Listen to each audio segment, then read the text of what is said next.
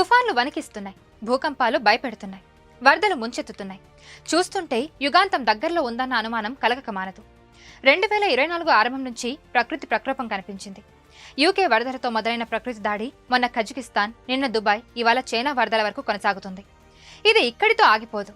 ముందు ముందు మరిన్ని విపత్తులు తప్పవన్న హెచ్చరికలు వినిపిస్తున్నాయి. ఇంతకీ ఈ వరదలకు కారణమేంటి? ఈ ఏడాది ఇప్పటి వరకు వివిధ దేశాలకు వరదలు ఎలా అతలాకుతలం చేశాయో ఇప్పుడు తెలుసుకుందాం. మానవ శక్తి పరిమితం మాత్రమే. ప్రపంచంలోని అగ్రదేశాలను, డబ్బున్న దేశాల్లో ప్రకృతి సృష్టిస్తున్న బీభత్సం చూస్తే ఈ విషయం అంగీకరించక తప్పదు. ఈ భూమండలంపై ప్రతి నెల తనదేనని నిత్యం ప్రత్యర్థులను రెచ్చగొట్టే చైనాను వరదలు ముంచెత్తుతున్నాయి. వారం రోజులుగా గ్వాంగ్డాంగ్ ప్రావిన్స్లో భారీగా వానలు కురుస్తున్నాయి.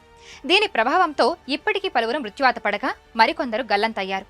దాదాపు 10 లక్షల మంది నిరాశ్రయులయ్యారు. ఇది వినాశకరమైన వరదలకు దారితీసింది. ఈ వరదలతో దుబాయ్తో పాటు షార్జా నగరాలు తీవ్రంగా దెబ్బతిన్నాయి.